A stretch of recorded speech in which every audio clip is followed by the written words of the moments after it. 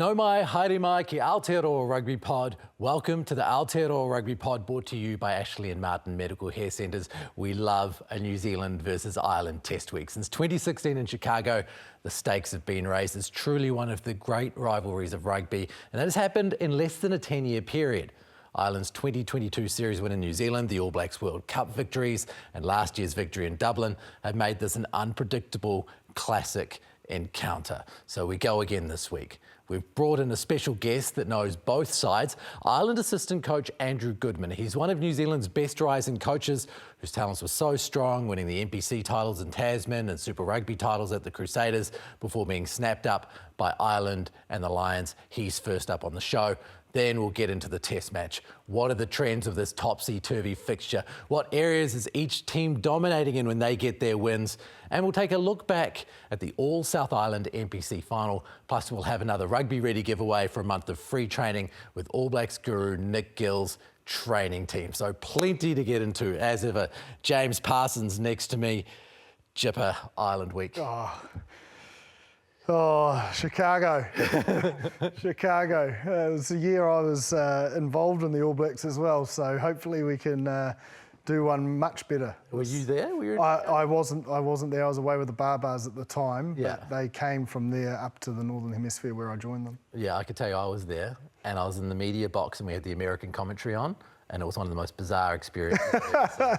Just really strange. Like, I think it's like watching the Super Bowl coverage if you're an American to come down here and they're explaining all the rules and whatever's going on.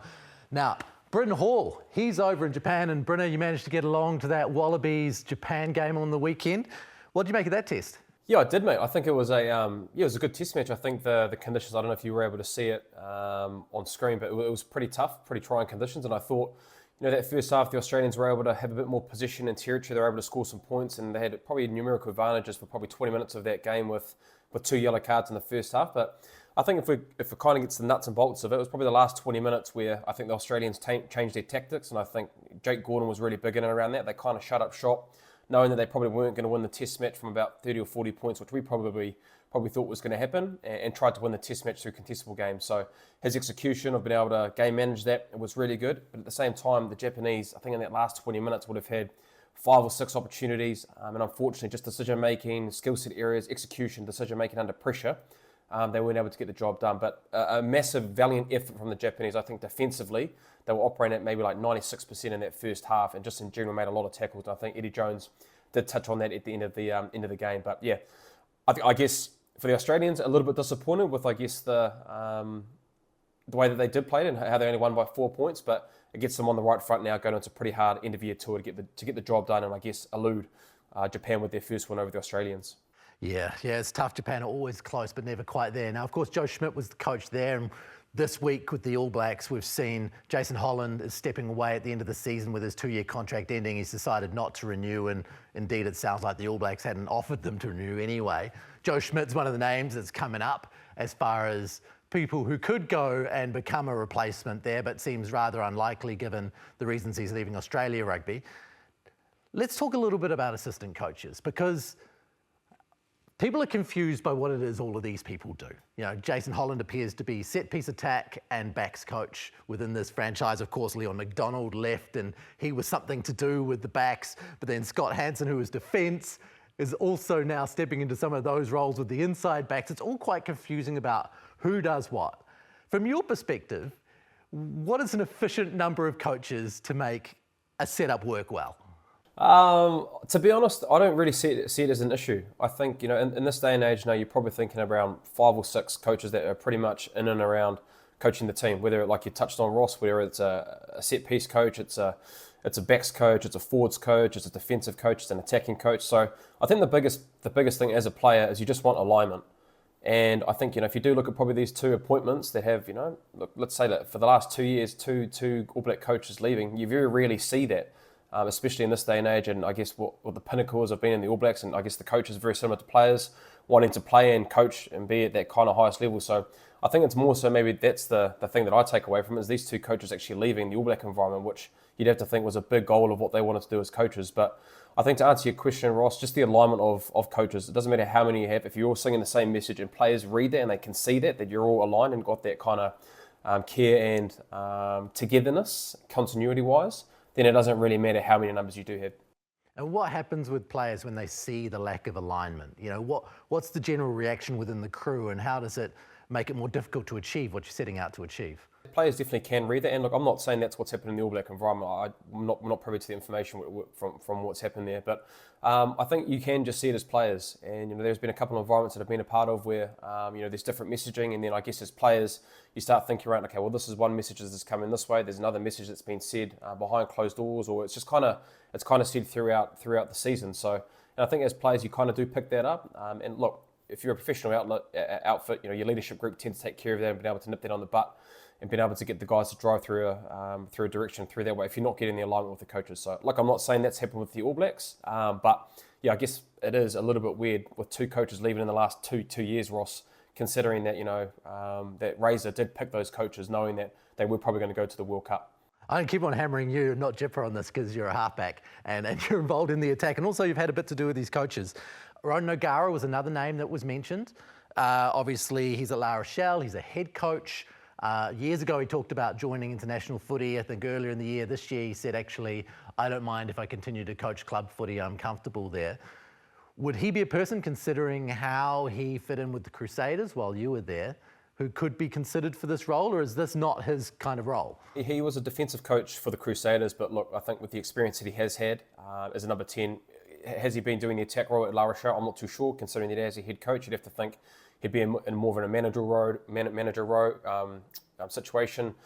So I think, you know, could he do it? I think possibly. He has worked with Razor. He's spoken highly of Razor in the time that he was at the Crusaders. I saw him personally. Like, he's a very smart rugby player, very intense, very detail driven. So look, I think with what those coaches are, and look, they all are Crusaders coaches at this stage, he would be a guy that would fit in quite nicely. Now, depending on if that is an attacking role, I'm not too sure. I'm not too sure he's been doing that at La Rochelle. He didn't do that at the Crusaders, so I'm not too sure. But funnily enough, we're probably going to have another guy that Razor has worked with, and an Andrew Goodman. Now, I know that he is at Ireland. He has been with the Lions, but geez, if you're looking credentials wide of someone overseas who knows Razor and knows that coaching group very, very well, there were some other, I guess, instances with Brad Moore when Ian Foster wanted him to get out of a Wales contract with, I think it was with Scarlets at the time, to get him back into New Zealand. Now, will that happen? I'm not too sure, but if you're looking at credentials wide of coaches overseas at the moment, he'd be one. You've obviously got Clayton McMillan, who I think has been with the Chiefs, started really well with Munster, getting that international experience. Now, would he want to come back in his assistant role, especially more so the attacking role with backs? Probably don't think it fits that, but then you've got to really start looking at like a Nick Evans, I think, Ross, at Harlequins. He's a guy that is overseas. Kiwi, would he come back over to New Zealand? I'm not too sure.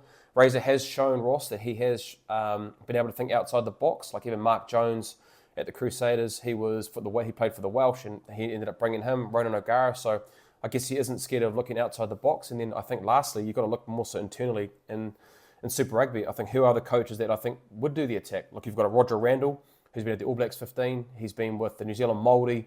That attacking brand that the Chiefs have played the last couple of years has been something that we've talked a lot on this podcast, Ross. So you're looking at like Roger Randall, Dan Halangahu, your Brad Moore, who has come back.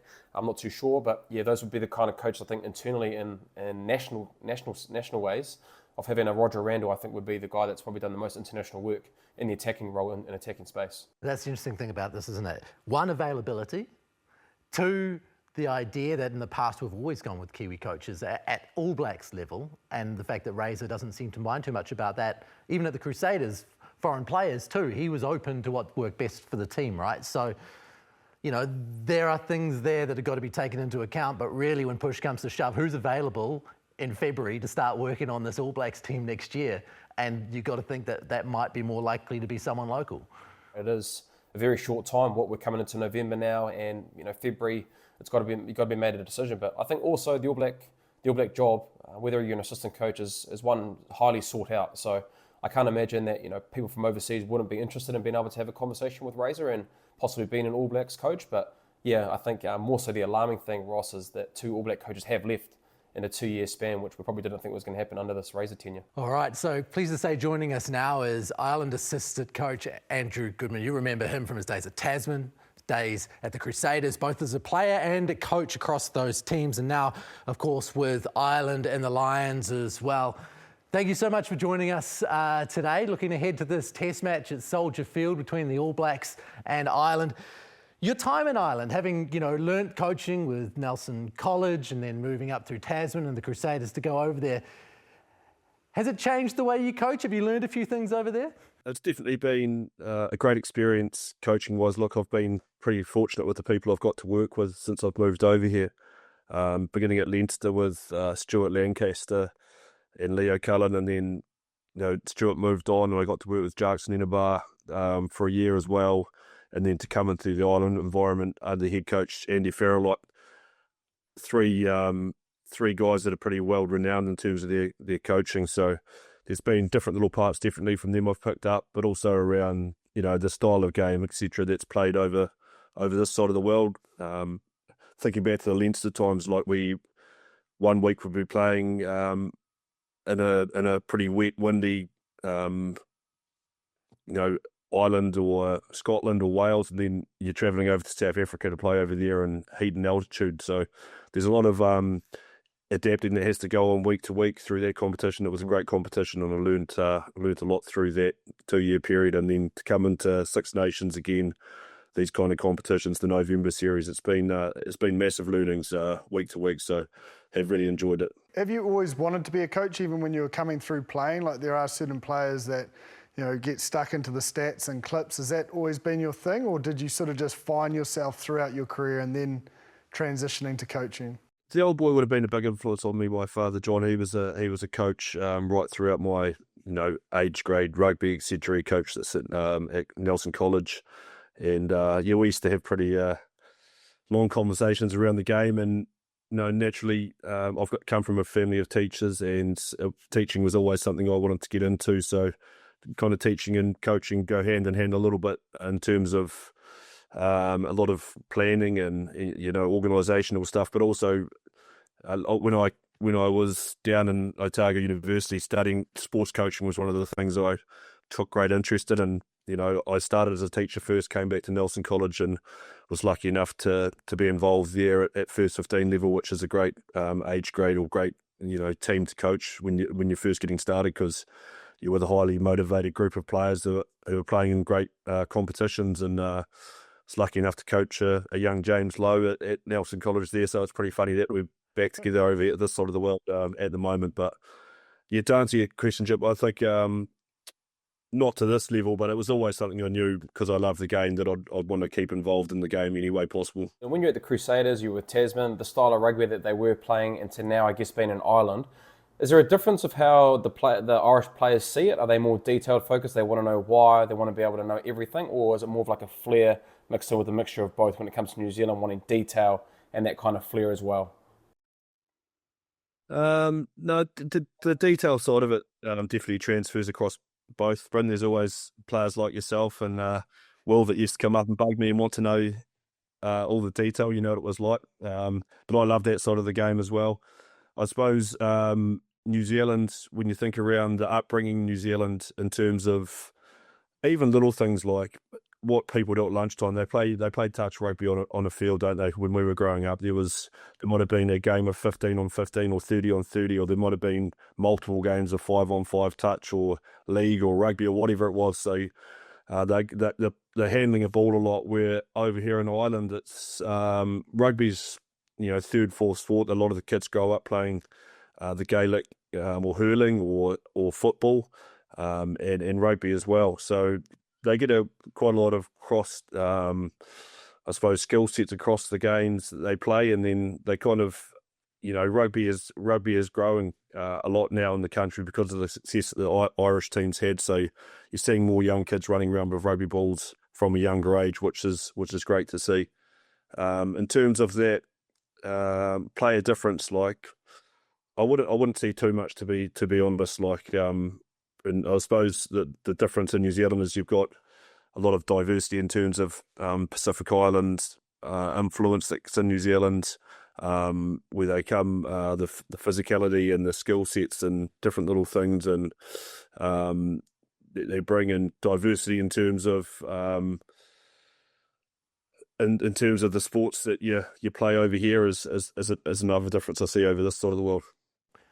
Goody, when we see the Irish players and I suppose the intricacy of the way that they attack over multiple phases, and it appears so beautifully organised, and how one phase flows into the next with another strike play.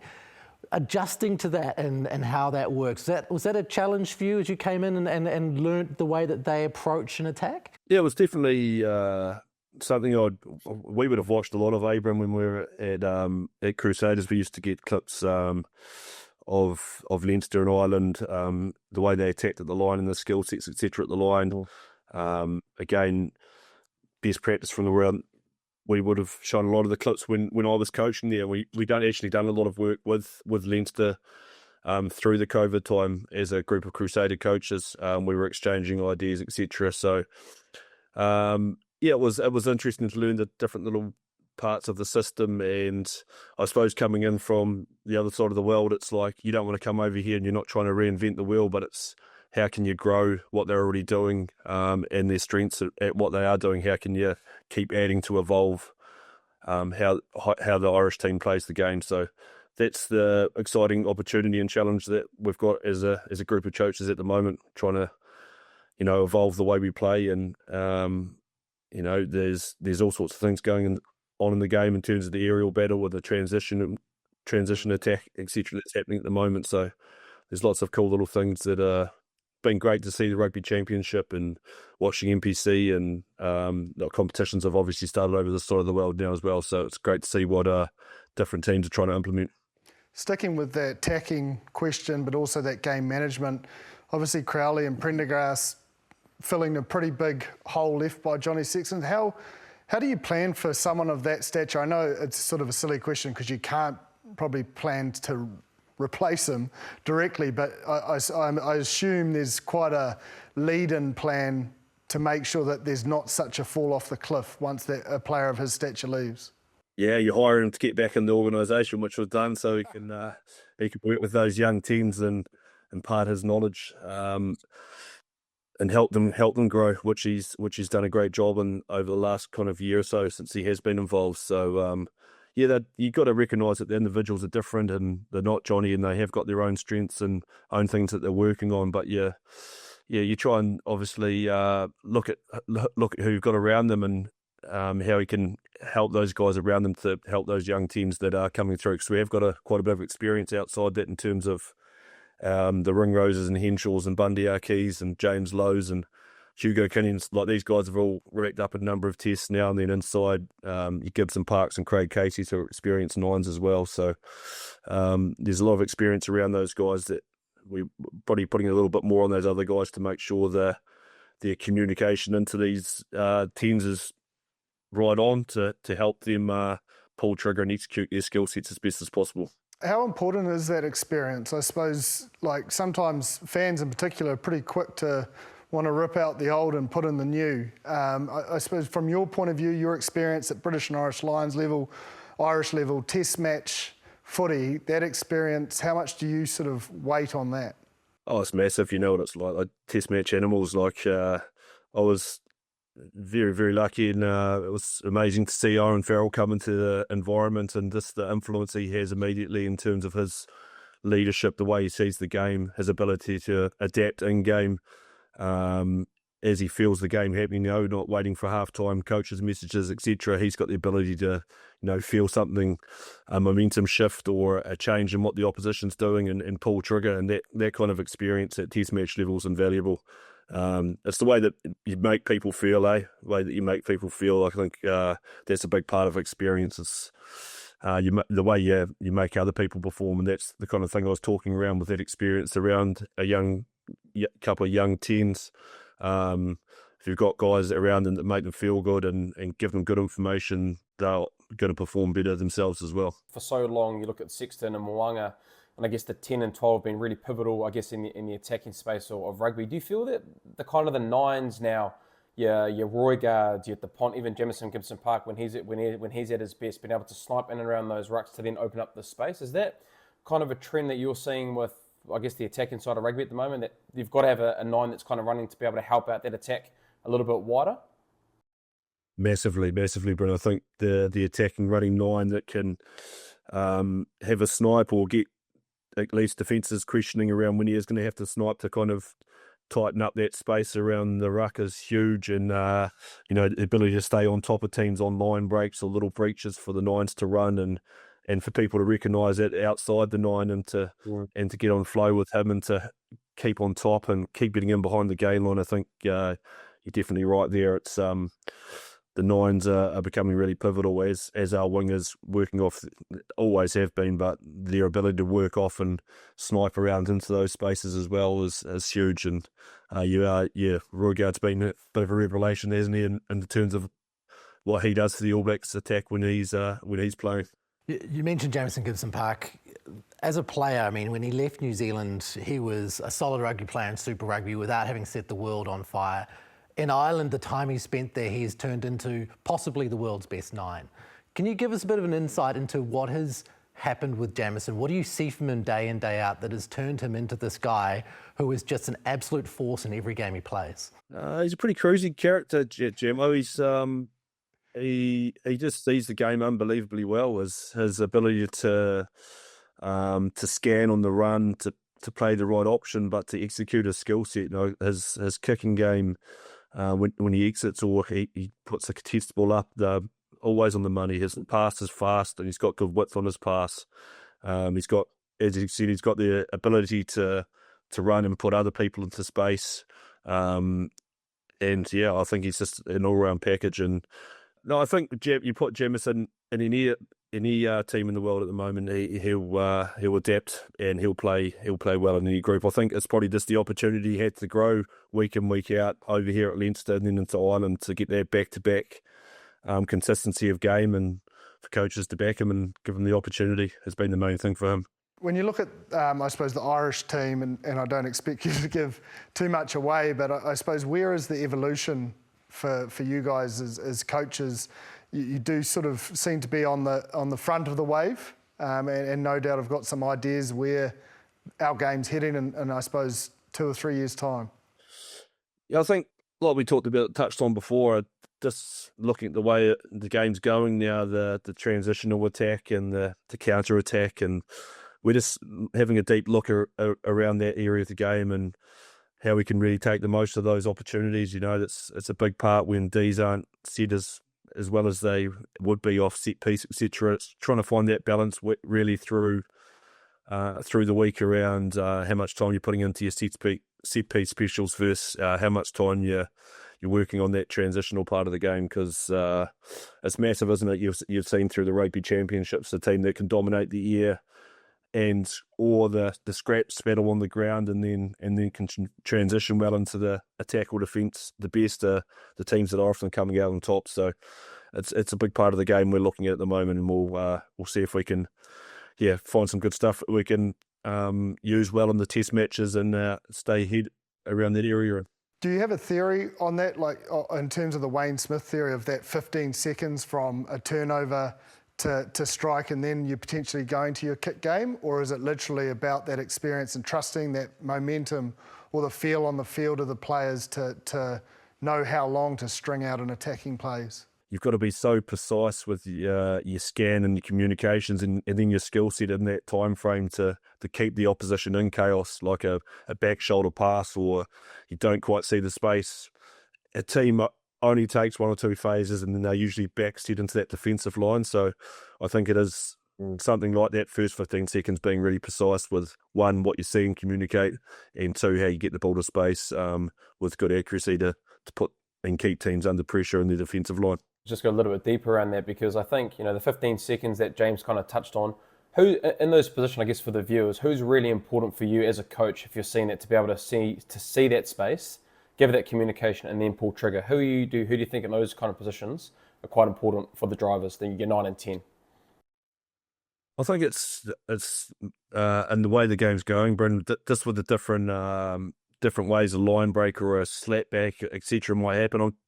I think it's about growing the whole team to be, again, you're not necessarily going to have a tight 5 players just being in a scrum and a maul communicating as well as a 10 or 15 might be from the backfield. But if you can make your players aware around what they should be looking for, who they should be connecting for, and the ability to play the game in front of them, I think it's huge to grow right throughout the team. the way the modern game's going and the skill sets that are required of a Test match player these days, not only in the back line but as a forward as well. I mean, we've talked a little bit about Geordie Barrett, playing at 12 but often appearing at 13 and being at the back taking high balls. The fluidity seems to be something that's just grown within the game. You've got to put the best people in the best places to utilise their skill sets, and that's what the All Blacks have been doing with Geordie a bit, isn't he?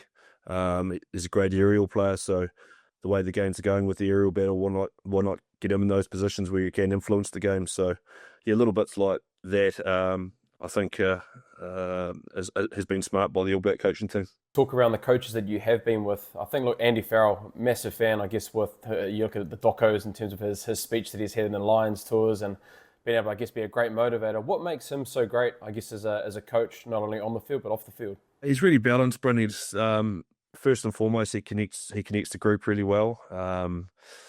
He'll spend a lot of time. He makes it a priority, so it's not just something you say, I'm going to connect this group really well. He makes it. He's authentic with it, and he makes sure there's time for connection points with squad and family, and that's a really important feel for a team, as you know. And then he's got the ability to coach tactically, technically, and you've seen, I think a lot of people have seen the way he drives mentality and mindset. So he's a real good all-rounder in terms of all that information I've just talked about there. So it's not just the big speeches that he gives that probably everyone sees. He's tactically really smart and technically can coach the game really well as well. So a bit of a trifecta, full package there as a head coach. You've seen, obviously, the growth and development of the Wallabies. Joe Schmidt is another probably key person. Are they very similar? Yeah, I was lucky to be coached by Joe way back in my time playing over at Leinster, and you knew as soon as he took over that Wallabies team, he was going to have a big influence in terms of what he did with that team, and they're going to keep on growing over the next wee while with him as well. It's been great for Aussie rugby, isn't it?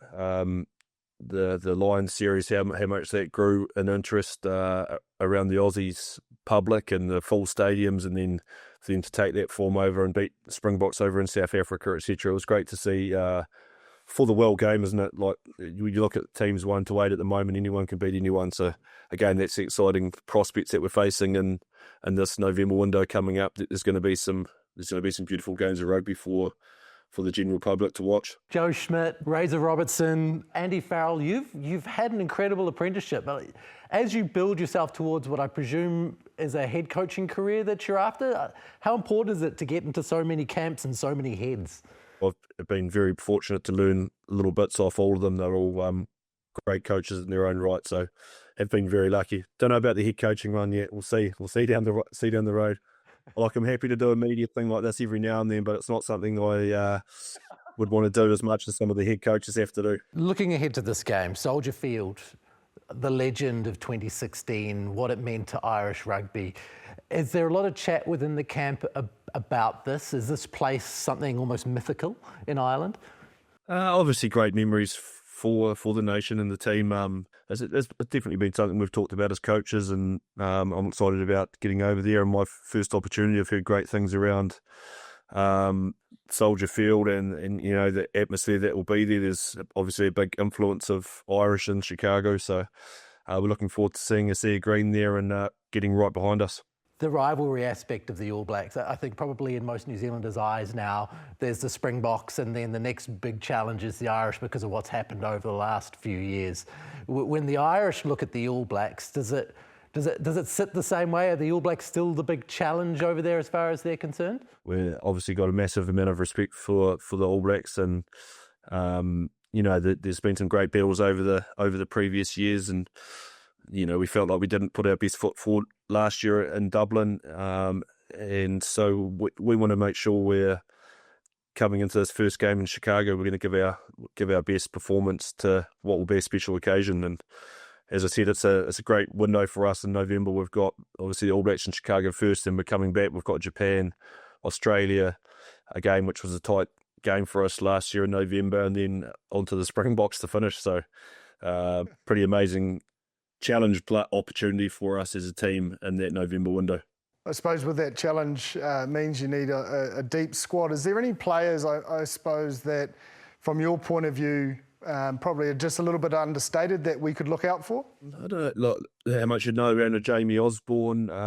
He's played a few tests now and was obviously called up into that Lions tour later. I think he's got a big future ahead of him. He's a very versatile player. Like he can play the midfield and fullback and wing, big left foot on him. So he'd be one to keep an eye out on in the backs. And then up front, there's some young front rowers coming through with Thomas Clarkson on the tight head side, and here's a couple of Jack Boyle and Paddy McCarthy on the loose head side. So it's great that we've got some younger front rowers coming through, and we'll push the boys that we've got in there already. And what about the All Blacks as far as what you've seen from them this year and their progress? I think, like as Bryn already talked about before, like the ability for them to stay on top of teams when their nines start running and use their power that they've got through the middle of the field to open up a bit of space for your Leroy Carters, who's been really impressive since he came into Test rugby, isn't he? And guys like this to get a bit of space on the ball. I thought the back line in that last game against Aussie and Perth done really well as a unit, and there's some great competition building there now. There's a few positions up for grabs, so you've got your Quinta Pies and Billy Proctors fighting hard for that 13 jersey, and then a number of outside packs that they're all putting your hand up in the race for those wing spots. So we're going to have to be defensively right on with our one-on-one collisions and system work, obviously, because they've just got so many threats across the park. I'm just really interested, you mentioned it before around, I suppose, those senior players making other players feel good. Every player I sort of speak to that has been coached by you sort of gives the feeling that you've had their back. Is there one bit of advice, I suppose, to aspiring coaches, whatever level, that you'd give around that? Because I think it just seems so powerful, and you do seem to have this respect from every player across the world that you've touched to bring the best out of them. Oh, it's very nice of you to say. Just as I said before, I take real value in that connection piece around getting to know people, but also I've got no ego around wanting to sit down and chew the fat and talk around the game. And if you've got a better idea as me as a player, if you've seen something that you think we could have a crack at it, I've got no problem. I try and collaborate and use players as much as I can to get the best out of them and to get the best out of the team. So, as I said, I used to have a pesty 9, used to walk over to my office quite a bit with quite a few ideas in his notebook, usually followed by a pesty 15 named Will Jordan, who would right behind them with a few good ideas as well. So I really enjoy that part of the game, working with players to come up with ideas and that they can go and execute on the field. You didn't have to lock the door on Bryn Hall at all when you saw him coming down. No, enjoyed it. Enjoyed the good Sunday with him as well. Coogee Hotel. One of the great spots. Awesome. Well, thank you very much, mate. I really appreciate your time, and all the best for the weekend. I appreciate it. Looking forward to it. It's going to be a great occasion. Hopefully be good to connect up with a few people and have a fizzy afterwards. Jipper, one of the things you pick up from Andrew Goodman, obviously he used to be a teacher.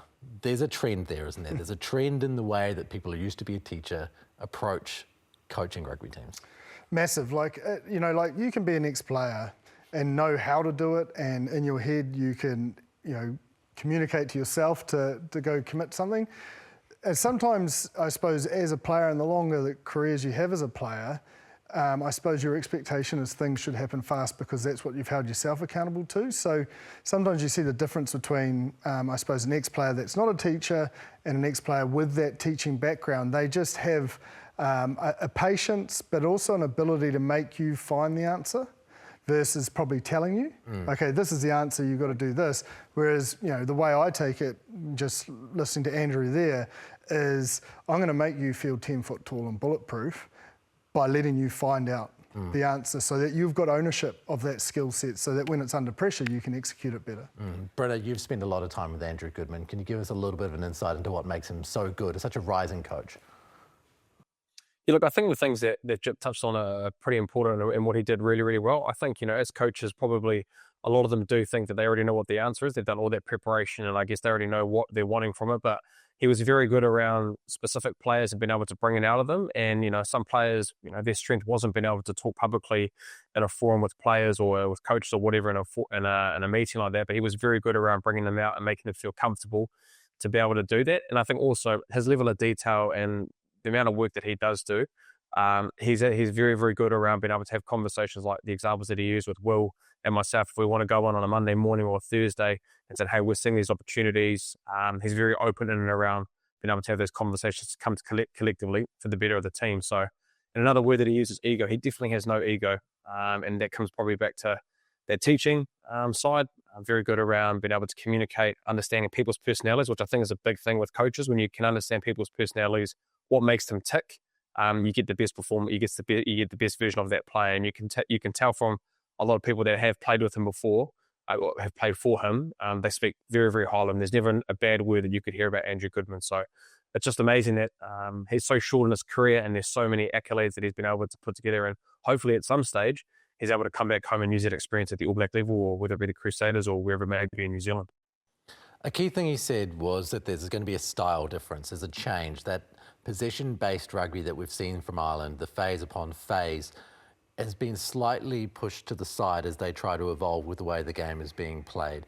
What are your thoughts on what that will mean for their success? Yeah, so the best way I can sort of explain this is using the All Blacks as an example when they play Ireland, I think is probably because everyone would have watched those test matches. And when New Zealand have lost, I suppose Ireland have had a bulk of the possession and territory, and a lot of their kicks are all contestable and all attacking to get the ball back. And obviously with all that in their favour, they've won results. Where I think maybe what Andrew is getting at is Ireland have had to change, because the last two times the All Blacks have played, they've had the higher possession. So they've looked to almost starve them of that possession and give them less opportunity with the ball, so it doesn't allow Ireland to get in their rhythm, if that makes sense. So to me, I get the sense that Ireland now know they're almost the hunted, and teams are trying to take their strengths away from them. And the All Blacks have done that extremely well the last few times. And also, I think the one thing we always lost, especially in 22 in that series, was the penalty count. We were, except for the Eden Park test, we were just pinged off the park, which just feeds into that possession and ball down the right end of the park. And I think the All Blacks have made great adjustments in the World Cup quarter-final, but also last year, and making sure that they just back their D system and turn up. Like, if you look at in 23, Ireland had 15 entries into the 22 for only 3 rewards. They're a very good attacking outfit, like to be able to defend and not give penalties away for that amount of time. You really do have to trust and believe in the defensive system, because there's so many moving parts of that Irish attack that if they get that right and they make good decisions around the breakdown, then ideally we can see the best of the All Blacks come to life. Bruno, I'm going to put a jinx in all of this by saying that it looks like the Irish have plateaued to some degree this year. Obviously, their head coaches with the Lions, and they've lost O'Mahony, they've lost Murray, they've lost Healy, they've lost Sexton over the last few years. But what we saw in the Six Nations this year, even without their main head coach, was a side that had kind of been worked out and was not doing the things they used to do well. You can't underestimate, I think, not having Farrell there. I think what he does for their group, and not more so just the technical side of it, but what he can do as a holistic leader and what he does for their group, he's a big part of it. But look, I think sometimes you do go through transitions. You look at probably, I don't know, there's been a lot of teams that have been gone through having experienced players there, a lot of test matches, a lot of caps have been able to try and bring those new players through. So there is a bit of a feel around that with this new group, even at first 5. Jonny Sexton, I don't know how many years he was around, but he was a big part of that Irish team. And even Conor Murray, I know Jamison Gibson-Park is coming now, but that experience that you do have, it does take time to bring it back. But there are some pretty telling stats from the Six Nations. I think they had 17 tries in the Six Nations. That's pretty unforeign looking at probably the success that the Irish team has had. And I think they have scored 1 try off turnover attack in the Six Nations, which Andrew Goodman probably did bring up around how they could be better around that turnover attack, because I think with the aerial game that it is going at the moment, that 20 seconds post the kick, whoever is kicking, I think there is a good opportunity to be able to score points. And probably do we see a bit of a movement and around that, their turnover attack, and especially aerially. I think when they do play the All Blacks, you've seen it's been an Achilles heel for us during the June series and even the Rugby Championship, getting the ball in air. So I think Jamison Gibson-Park, the way that he does put it on a dime, Prendergast or whoever, Crowley, whoever there is at 10, that contestable game is going to be able to be a big part of this test match, I believe. And I think the turnover attack, we have to wait and see if it does go. But I think the attacking side of it, when they have had success against us as well, they have won the physicality battle. I think the last time we did play them, they were operating at 49% quick ball. The All Blacks were at 70%. So anytime they're getting slow ball, they don't have those big ball carriers and they're not able to play on top of teams. So the physicality battle, I think, for the Irish, along with that turnover attack and the kicking game, will be big for them to try and get their result against the All Blacks on the weekend. Both the All Blacks and the Irish have probably, this non-escort law is probably muddled with their systems the most.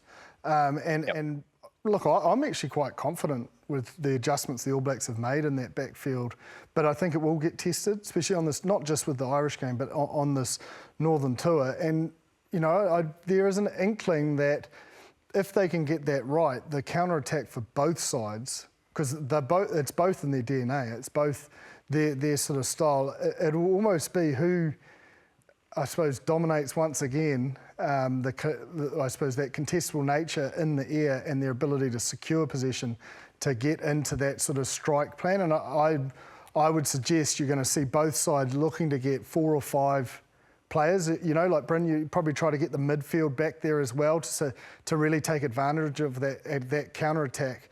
And I think one other reason why I feel like counter-attack will play a massive role is afternoon footy. I think both, if you look at the history, a lot of it's all night game dewy and, you've got to keep your skill set, pretty tight and direct. I don't know, I think we're in for an entertaining fixture. I think this afternoon kickoff will really set it up to set things alight. The defence too, Brynner. The Irish defence conceded 14 tries during the Six Nations this year. That's double the number of tries they conceded the year before and the year before that. That certainly will allow some opportunities if that trend continues. The All Blacks probably will see those trends, and no doubt Scott Hansen will be in and around having a look at how they are the best to be able to try and beat this defence, because defensively the Irish probably tend to like to bring a bit of line speed, but I think any time you aren't winning that, you're missing a lot of tackles.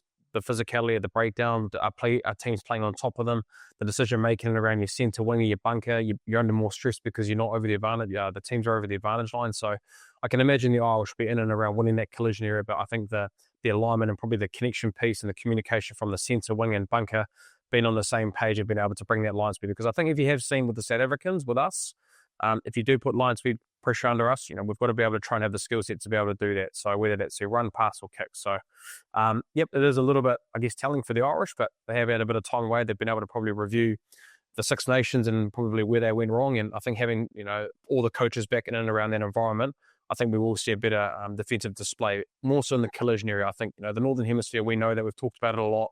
If you're able to win that collision area, it makes everything a lot easier defensively, whether you're in tight in the heart defence, which Cam Roigard have selected, will be big around that. And then outside as well, being able to bring the skill set pressure for likes of Geordie Barrett, Quinta Pye, Billy Proctor, whoever's in that centre midfield range. And I think, to look at the All Blacks, because I agree with you, there's been growth in the 22 conversion rate. They are pretty accurate. Once they get in there, they do normally come away with 5 points, what we've seen in the Rugby Championship.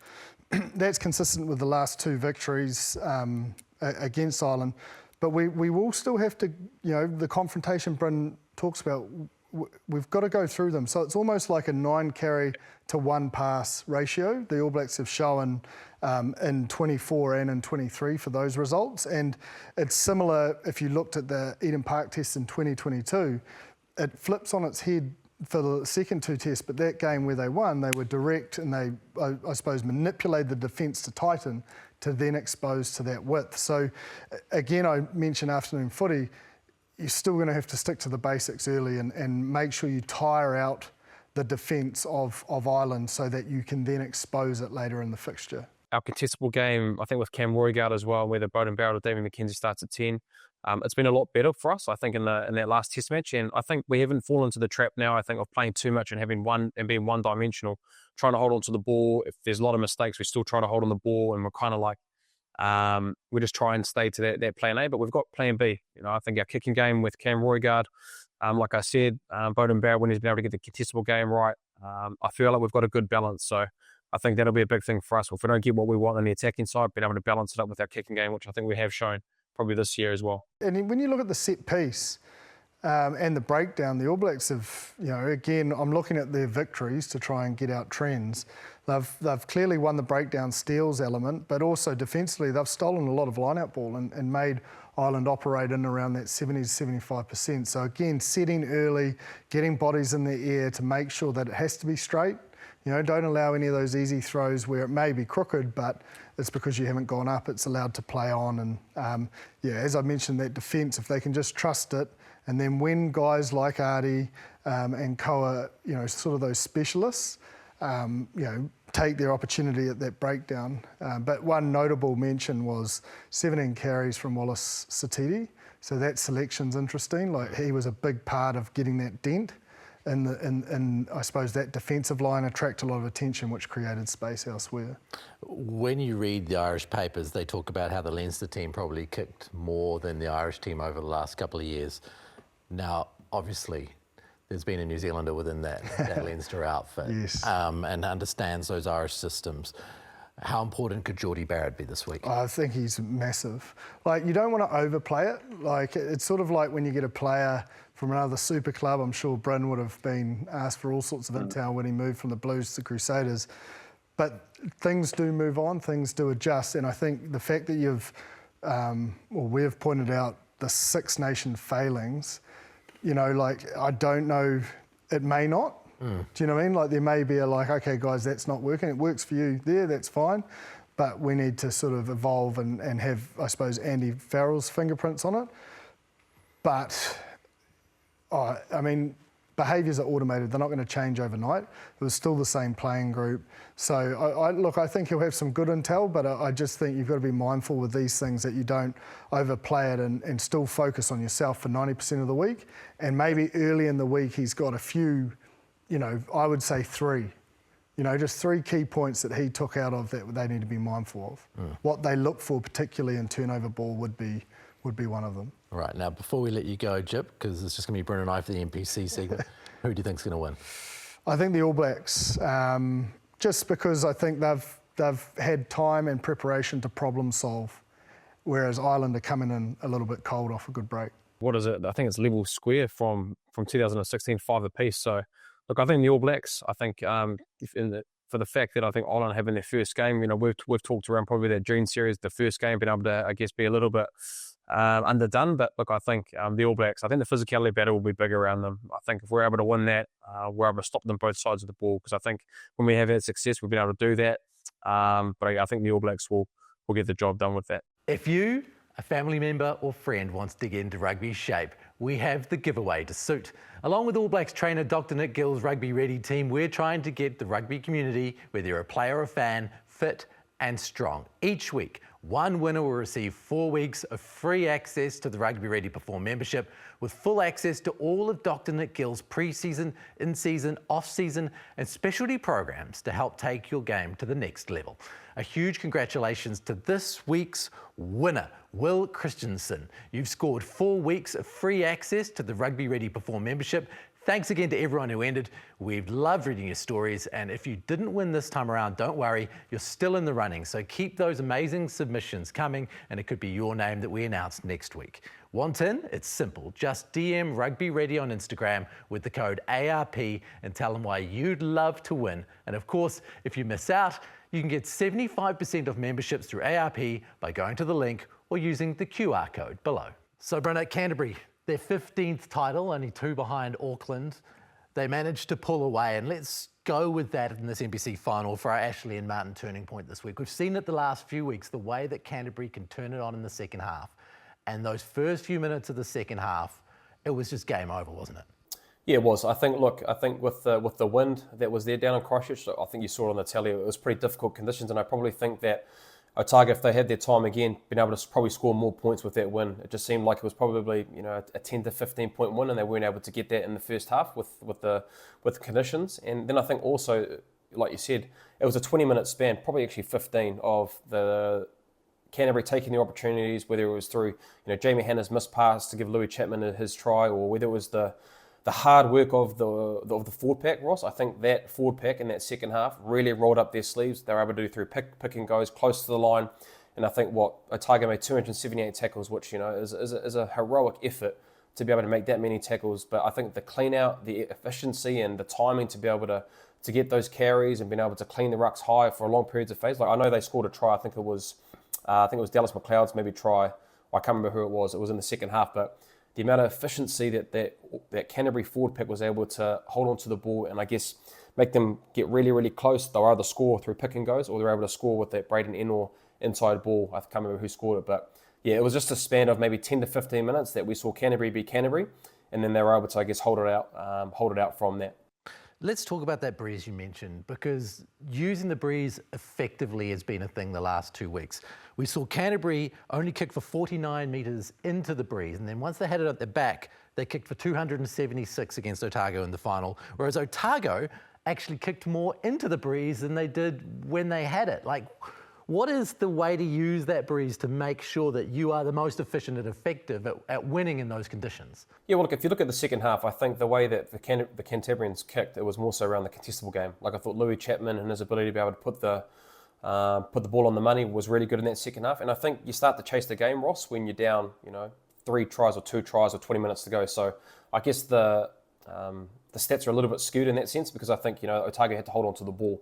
But even though they had to exit at some point and they felt they probably weren't getting the contestable game, so they tried to kick long off Miller, which I guess, in turn gives the opportunity for Canterbury to hold on to that ball and build pressure, which what we saw, 276 tackles. So I think just more so in that first half as well, Ross, they weren't able to score the points that they were able to. So, and I think with Canterbury, their defence has been the biggest thing for their whole season. Like, I know the defensive pressure, I think if we talk around like gain line percentage and dominant tackles, Canterbury were the best this year around that, and there were many instances in that game, especially in that first half, and the scramble that they showed in that final series and in that final, that was probably a little bit different. I know they didn't tackle at the same high rate of what Otago did, but when they did make their tackles, they made it count.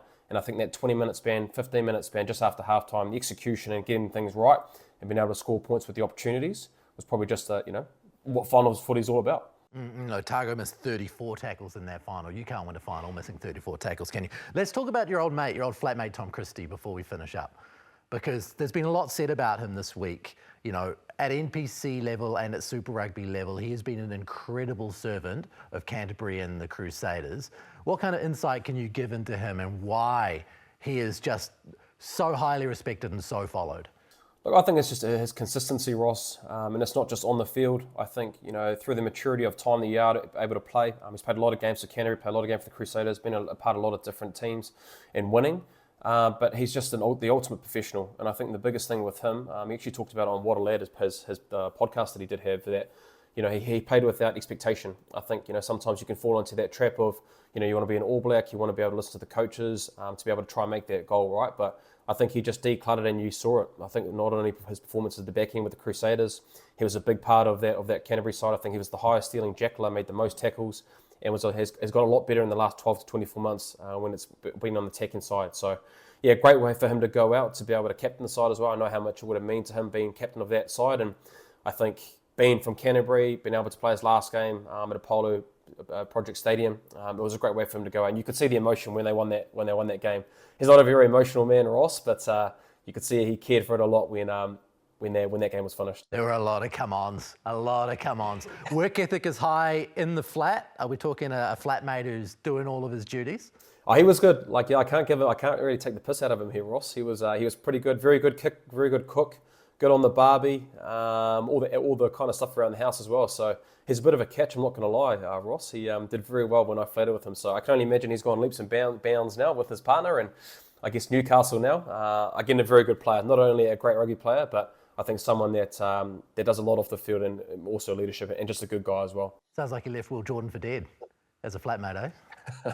Well, on the other hand, probably not as good as Tom, but hey, I won't bag them too much. They did all right. They were pretty good actually, if I think about it. Awesome, thanks, Bryn. Enjoy the test match this weekend. We'll catch you next week. And thank you all for once again watching the Aotearoa Rugby Pod, brought to you by Ashley and Martin Medical Hair Centres. Thank you very much to everyone behind the scenes who makes this show happen. We're here for a few more weeks until the end of the rugby season. Catch you soon. Mā te wā.